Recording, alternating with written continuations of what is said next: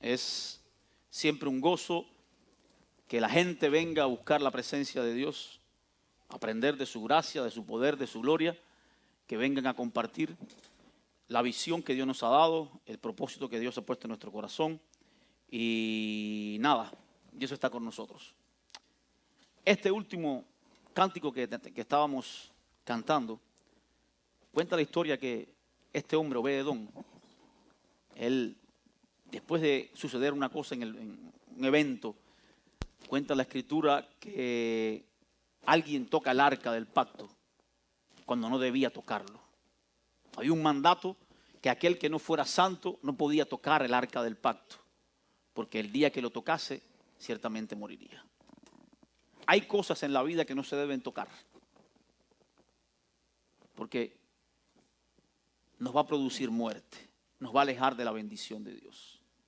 Así que el arca había creado una especie de idea de que todo aquel que lo tocase moriría. Sin embargo, este hombre, Obed-Edom, después de estos muchachos haber tocado el arca y caer muertos, nadie quería tocar aquello, nadie quería tener nadie en su casa, pues aquel arca mostraba mucha santidad, había mucho poder dentro de ella. Sin embargo, este hombre, Obed-Edom, dijo: yo voy a abrir las puertas de mi casa, porque prefiero que el arca del pacto de Dios habite un día en mi casa, y si muero, que muera. Pero es necesario experimentar la gloria de Dios. Y fue la actitud de este hombre la que hizo que el arca, al entrar a su casa, cambiase completamente la visión y cambiase la vida de Obed-Edom. A partir de ahí dice la escritura que Dios prosperó todo lo que hacía este hombre, simple y llanamente porque su corazón se dispuso a tener el arca de la presencia de Dios en su casa.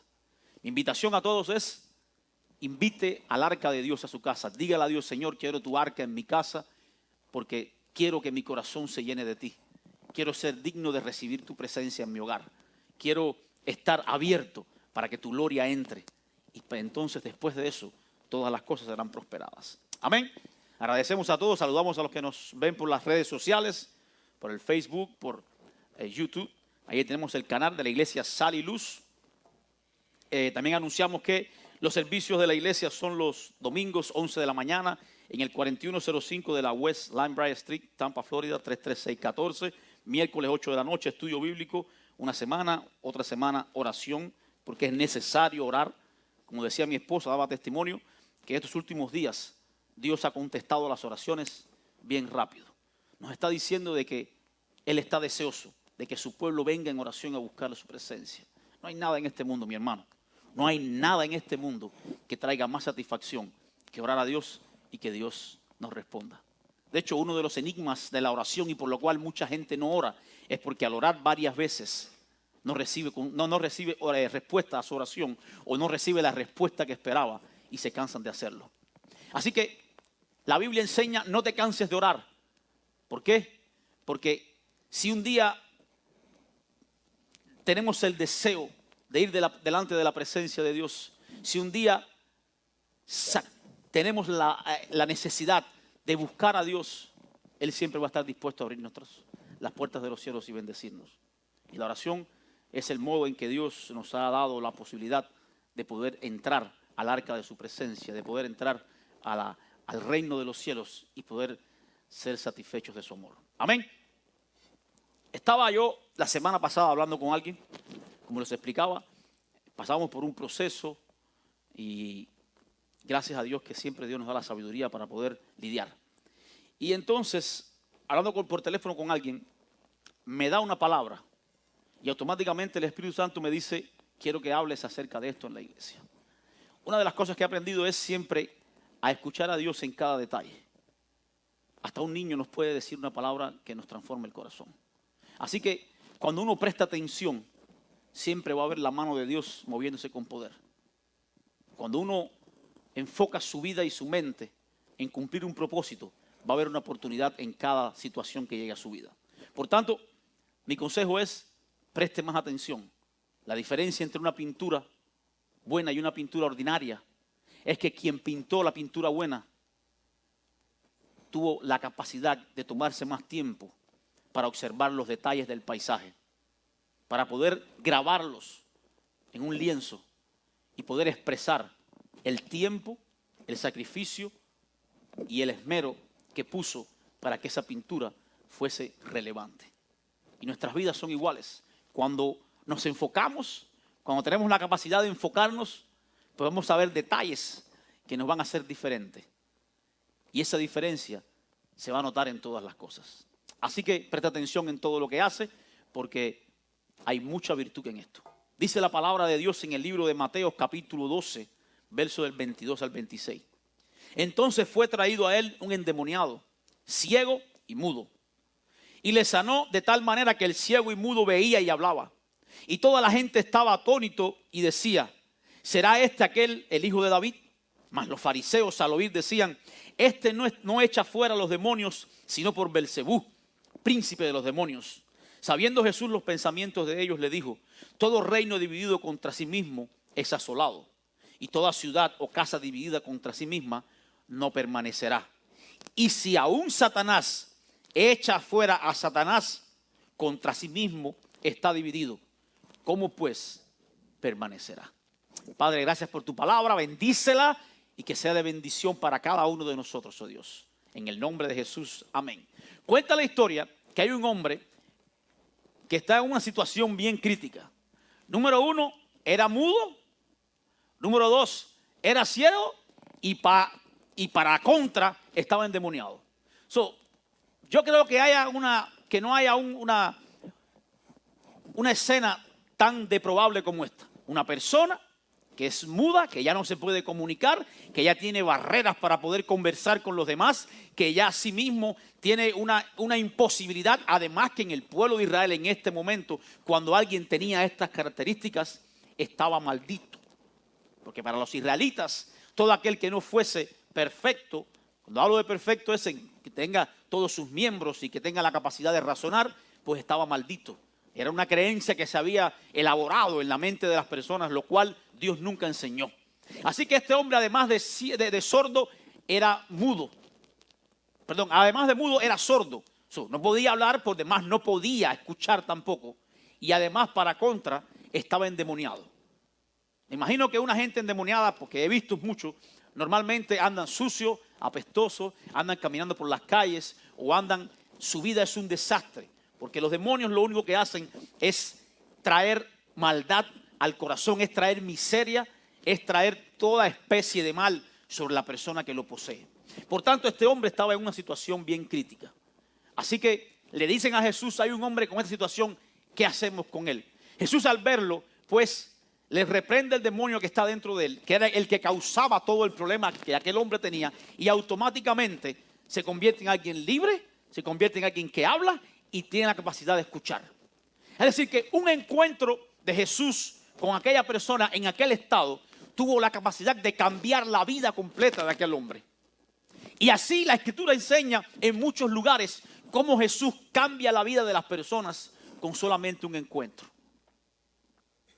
Cuando yo escuché esto, cuando yo comencé a ver los milagros del Señor, primeramente en mi vida y después en los demás, me di cuenta que no hay nada sobre esta tierra que me vaya a impedir adorar y servir a Dios. Porque con Él siempre voy a tener un chance de ganar. Porque con Él siempre voy a tener una posibilidad de avanzar. Con Él siempre voy a estar en una posición donde mi vida no quede estancada, sino que pueda proseguir, avanzar, pueda bendecir y llegar al lugar donde un día Dios me dijo que fuera.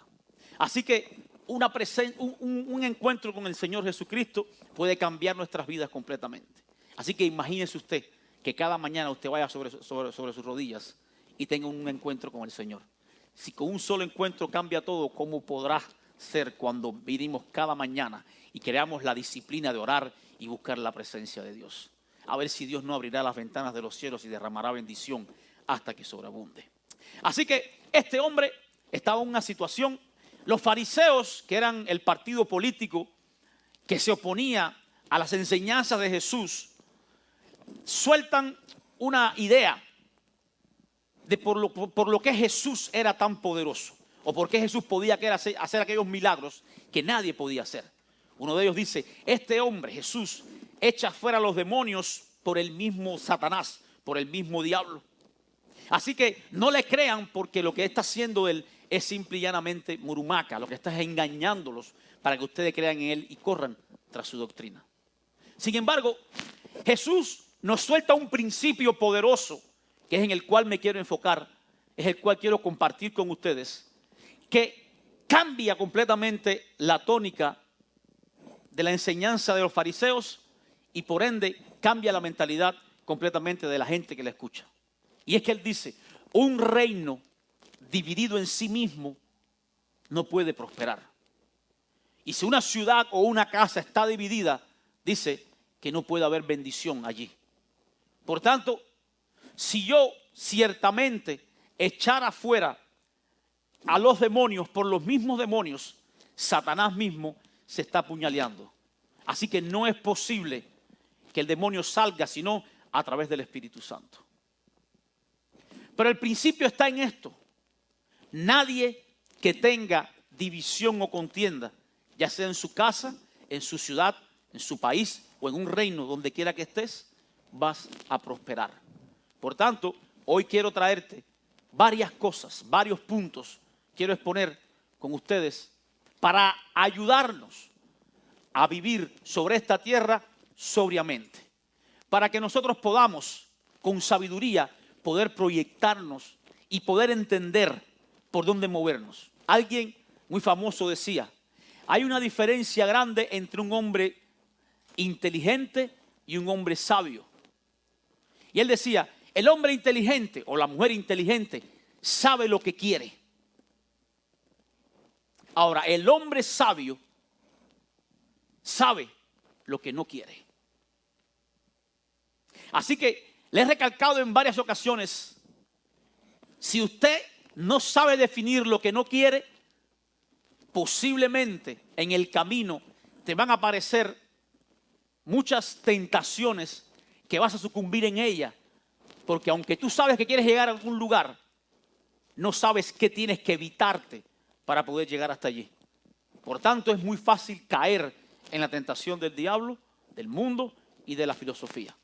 Así que si aprendemos un día a diferenciar entre ser inteligente y ser sabio, posiblemente nuestra vida se convierta en una vida más fácil, se convierta en una vida mejor para vivir, y no solamente para nosotros, sino para los demás que también están alrededor nuestro. Así que dice, ¿por qué se produce una división? ¿Cuál es la causa por la cual una división pasa? Número uno, dos formas o más de pensar. Cuando hay dos personas que piensan de forma diferente, evidentemente eso produce una división. Por tanto, si en su casa, si en su compañía, si en su trabajo, si en su ciudad, si en su país, las personas tienen sentido común y piensan por sí mismos, siempre va a haber un potencial para que haya una división. Una división solo está involucrado cuando hay dos o más personas que piensan de diferentes maneras. Número dos, otra causa de la división puede ser dos o más métodos o métodos distintos de hacer las cosas. Cuando hay dos métodos distintos de llegar a un solo fin, eso también va a producir división. Esto es para los matrimonios, para los hermanos, para los padres, para los hijos. Esto es para nuestra vida. Familia, preste atención. No es malo pensar de forma diferente a los demás, pero entienda que esa forma de pensar siempre va a procurar o va a crear una división si no somos sabios manejando nuestra forma de pensar. Número tres, una causa natural también de la división es dos o más personas que comprendan un problema pero con una diferente forma de vista. Cuando hay un problema a solucionar y dos o más personas están mirando y uno tiene una solución y otro tiene otra, posiblemente esto también cree un caos, cree también una división. Así que en esta historia todo el mundo está involucrado porque aquí nadie vive nómada, aquí nadie vive solo, aquí nadie vive en un bosque. Aquí todos vivimos en sociedad, tenemos familia, tenemos hijos, tenemos esposa, tenemos madre, padre. Por tanto, la división es parte de la vida del ser humano. De hecho, la palabra división significa dos visiones. División. Lo que nos está enseñando en sí misma es que la palabra división son dos formas distintas de ver, de entender y de procesar el ambiente que está alrededor nuestro. Por tanto, esta palabra está en nuestras vidas todos los días del mundo y tenemos que prestar suprema atención porque Jesús hizo una parada para enseñarnos que una ciudad dividida nunca prospera y que un reino dividido nunca avanza. Por tanto, tenemos que entender que aunque seamos diferentes y pensemos de formas diferentes, la mejor forma de avanzar no es dividiendo, sino es multiplicando. Amén. ¿Cuándo ocurre una división? Cuando hay más de una persona involucrada en un proceso. Cuando queremos hacer algo que incluya personas. Uno de los objetos más grandes que hay de división son las suegras. No, aquí no. No dice los freitas que no, que ellos sí son. Yo tengo testimonio de que sí, esa mujer siempre está. Es un chiste. Cuando ocurre una división, siempre involucran dos o más personas. Cuando se quiebra algo, es porque hay dos fuerzas jalando formas contrarias. Así que, si nuestras vidas no nos está yendo bien, tenemos que sentarnos y analizar qué está creando este tipo de fuerzas. ¿Qué está creando este tipo de circunstancias? Porque la división nunca va a procurar la bendición o el avance. La división siempre va a procurar hacer lo que le venga en gana a aquel que tiene en su mente y en su corazón. Así que Jesús nos aconseja, un reino dividido nunca va a prosperar. Cuando queremos hacer algo que nunca hemos hecho o que anteriormente nunca hemos proyectado, cada vez que querramos hacer algo que nunca hemos hecho, vamos a procurar un dilema. Siempre va a venir alguien a darnos un consejo de cómo hacerlo, aunque él nunca lo haya hecho. Siempre va a venir una persona a darnos su punto de vista, aunque él nunca lo haya realizado. Por tanto, cada vez que nos propongamos hacer algo nuevo en nuestras vidas, siempre van a haber gente que se van a oponer porque tienen una visión diferente de la vida, porque tienen una proyección diferente de la vida. Así que si usted un día se levantó a hacer algo que nunca había hecho, espere que alguien le va a venir a dar siempre su consejo para que lo haga de otra forma. Por tanto, familia, entienda que el estar en una situación de esta índole, necesitamos ser guiados y orientados por la gracia de Dios. Porque la única manera en que vamos a tomar buenas decisiones es si nosotros sabemos bien claro a dónde vamos y cuál es la visión que tenemos. No hay forma de alcanzar el propósito que hemos establecido si no estamos claros y seguros de lo que queremos obtener. Siempre es bueno un consejo, siempre es bueno escuchar a los demás, pero entienda que su visión lo tiene que llevar a puerto seguro. Y en medio de ese recorrido, en medio del avance de lo que usted quiere hacer, van a venir personas que van a querer cambiar su forma de pensar, que van a querer cambiar su forma de vivir, que van a echarle la culpa de su éxito a la casualidad, que van a querer desacreditar lo que usted con mucho trabajo y esfuerzo ha obtenido. Así que entienda que no hay forma alguna de avanzar si no es con una visión clara de lo que queremos hacer. Cuando las personas se involucran y no son capaces de negociar para alcanzar una meta. Uno de los problemas más grandes que hay en los matrimonios, en los negocios y en la vida, es que las personas no son capaces de ponerse de acuerdo con respecto a un punto. Yo sé que cada cual tiene su carácter y cada cual tiene una forma de visualizar la vida, de interpretar la realidad que está alrededor de ellos. Pero debemos tener en cuenta que siempre hay una pequeña posibilidad de que alguien sepa algo que nosotros no sabemos. Y esa posibilidad está sobre la mesa para poder al menos escucharla y procurar a ver si ella funciona realmente. Así que cuando dos personas no se ponen de acuerdo y no negocian y no pactan entre ellos para realizar un propósito, lo más seguro es que ocurra una división. Es por eso que los matrimonios se rompen, es por eso que las compañías dejan de estar juntas, es por eso que cuando dos personas comienzan difícilmente puedan terminar, al menos que se comprometan con ellos mismos de hacer lo que sea posible para que las cosas avancen. La división nunca va a ser una buena solución. Nunca. El divorcio nunca va a ser una buena solución. Nunca. El usar los recursos divididos va a procurar trabajar mucho y recoger poco. Gastar energía y tiempo y capacidad y no obtener nunca aquello que estamos buscando. No obtener nunca aquello que anhelamos tanto y que tanto hemos trabajado por eso. Así que entienda que es mejor sentarse, organizarse, es mejor conversar, es mejor llegar a un acuerdo, es mejor dejar que mengue algo en nosotros para que lo que está en la otra persona pueda avanzar.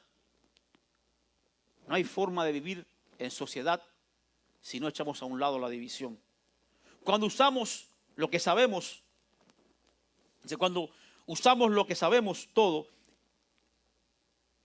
cuando creemos que lo sabemos todo y nadie puede aportar nada. Eso es fatal. Cuando alguien se cree que sabe todas las cosas y que no hay nadie que pueda venir a aportar, le estoy diciendo hoy, ese es el principio de su debate, de su decline. Usted nunca va a alcanzar nada. Porque lo que más se disfruta en la vida no es la meta que se alcanza, sino el camino con que se recorre. ¿Recuerdan las veces que pasó trabajo en su vida?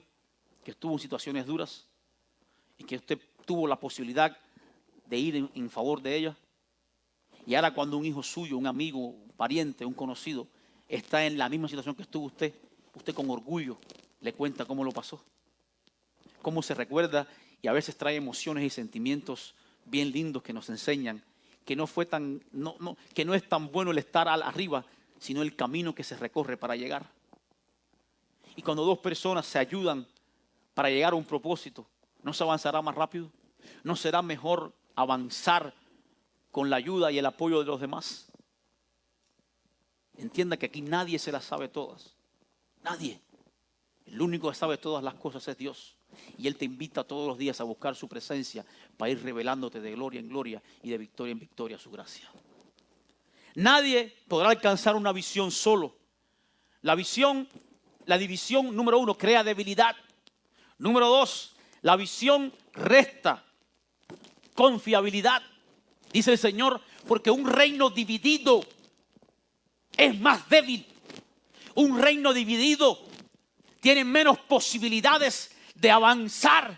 Una casa dividida tiene menos posibilidades de prosperar. Así que la confiabilidad, el liderazgo del que está frente a la obra que se está realizando, si hay división, está en duda. Porque la división vino para romper, para derribar. De hecho, una de las estrategias del diablo siempre es dividir, es crear contención, es no darle paso a que las ideas fluyan de manera correcta, que se siente, que se analice, que conversemos, que busquemos la mejor solución. Así que la división nunca va a ser una bendición, siempre va a procurar la maldición. Así que es mejor estar en la presencia de Dios sabiendo lo que queremos hacer que no contendiendo con los demás. La división nos hace gastar tiempo y recursos innecesariamente. Ni el mismo Satanás puede tener éxito en lo que hace si está dividido. Dice el Señor Jesús, si Satanás se echa fuera a sí mismo, ¿cómo prevalecerá? hasta para hacer el mal, hasta para cumplir un propósito de maldad, las personas que lo están haciendo tienen que estar unidos. Así que, hermano y hermana mía que estás hoy, yo te aconsejo que si tienes alguna división con alguien, tu esposo, con tu hermano, con tus padres, que te sientes y entiendas que al menos hay una posibilidad de que tú estés equivocada en algo y por ende puedas rectificarlo. ¿Cómo unimos o cómo nos unimos en una visión? Cada persona debe ser parte del proceso. Cada uno de los que estamos involucrados en una obra debe de ser parte del proceso. Si queremos alcanzar a ser una iglesia grande, todos tenemos que estar involucrados en el proceso. Si queremos alcanzar a tener una familia hermosa, todos tenemos que estar involucrados en el proceso. Si queremos tener una vida bendecida, todos tenemos que estar involucrados en el proceso. Si queremos que nuestras vidas avancen, todos tenemos que estar involucrados en el proceso. Cuando una casa funciona bien la iglesia donde está, el trabajo donde va, todo lo que hace es prosperado, porque el deseo de avanzar y de servir están a la puerta.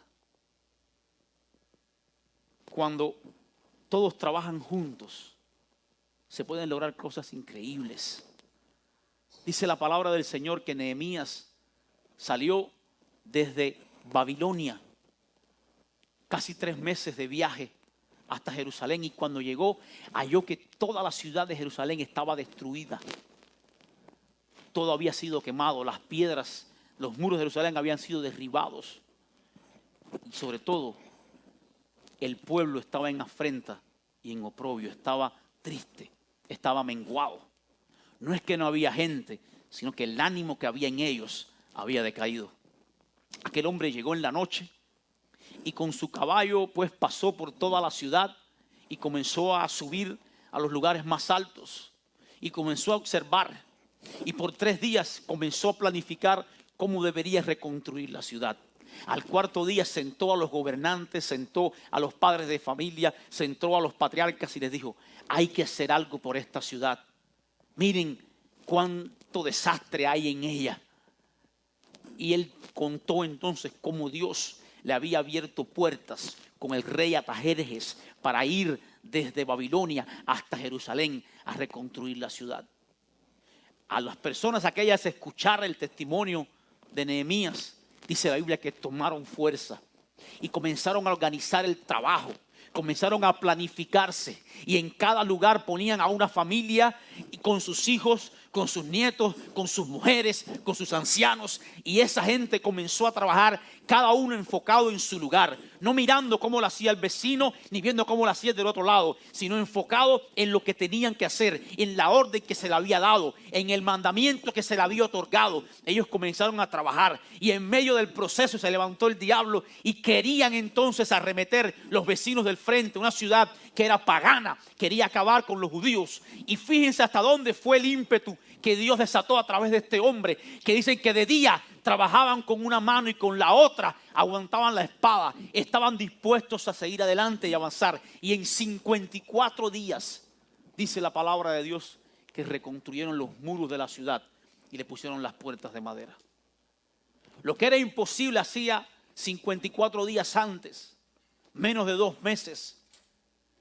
Ahora, cuando el pueblo se unió, cuando la gente entendió la necesidad de la visión, cuando la gente entendió que lo único que quería Nehemías era hacerle bien a ellos, protegerlos de los enemigos que estaban a su alrededor, y que la única forma que había de que esto sucediera es si todos entraban en una misma visión, si todos se involucraban a trabajar juntos, no haciendo de todo, sino haciendo lo que le tocaba a cada uno.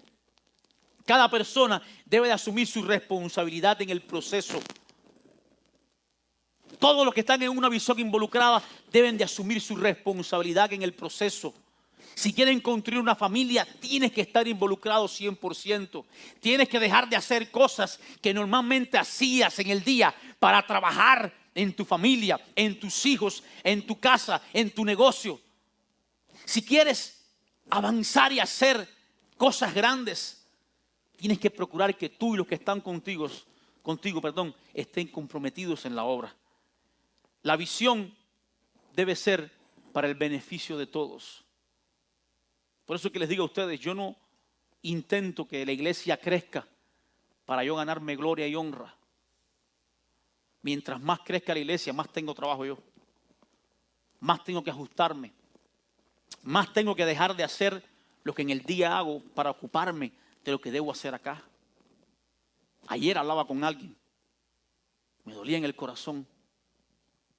Y le decía, ¿sabes por qué yo trabajo y quiero que la iglesia crezca? ¿Por qué animo a los demás a que salgan al ministerio? Porque amo a Dios y sé lo que Dios me ha mandado a hacer. Pero cada vez que yo me comprometo con alguien a ayudarle en el ministerio de su vida, yo estoy asumiendo una responsabilidad más grande. Me estoy tirando una carga aún mayor. Y tengo que ajustar mi tiempo a tal punto para poder atender todo lo que hago. Así que lejos de ser una bendición, se convierte en un problema.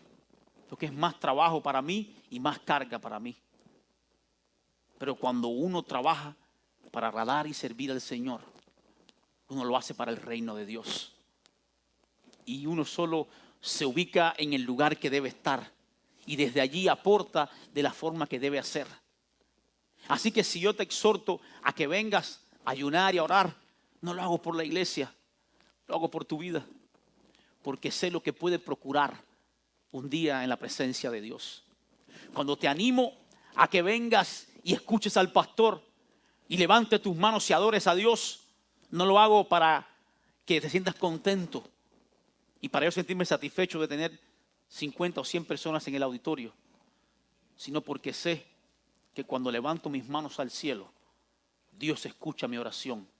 Cuando estoy atribulado y alabo al Señor, se van las cargas.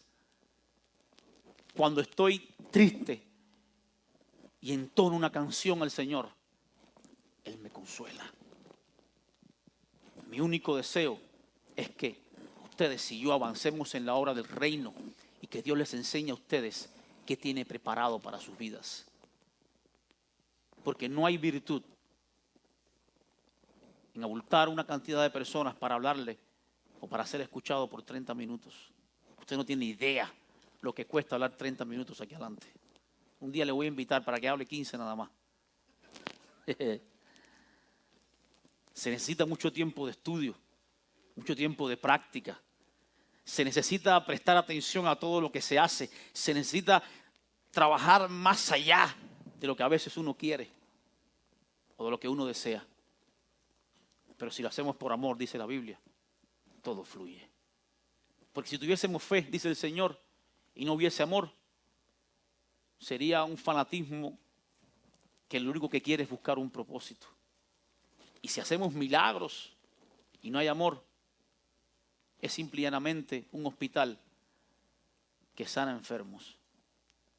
Y si hiciéramos bulla y cantáramos, pero no sea para Dios, es simple y llanamente como el címbalo que retiñe, como la guitarra que está desafinada, perdón.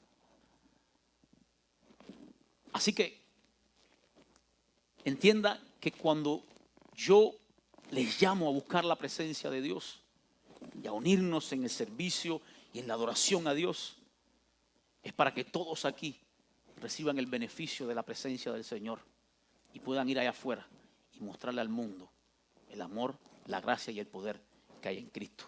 La visión debe ser no solamente en beneficio de todos, sino en beneficio del reino de Dios. Así que, mi hermano y mi hermano que estás aquí hoy, Dios me movió a hablar de esto, porque creo que vamos a entrar en una nueva etapa, donde comenzarán a llegar a nuestras vidas mucha gente, y tenemos la responsabilidad de mantener la unión y de mantener la misma visión que un día Dios nos dio. Así que, si de algo te ha servido hoy estas palabras, ponlas por obra. Comienza a trabajar con tu familia. Comienza a unirlas más. Comienza a decirle la verdad que debe de escuchar. No le ocultes la mentira. No le ocultes la verdad. Comienza a aconsejarlo. Y si no sabe, busque la palabra de Dios. Busque el consejo de un amigo. Busque el consejo de un pastor. Si usted cree que todavía hay esperanza, hágalo. Porque el Señor Jesucristo está dispuesto a cambiar tu vida completamente. Ponte en pie, vamos a orar. Padre buen Dios, te doy gracias por tu paz y por tu bendición, Señor.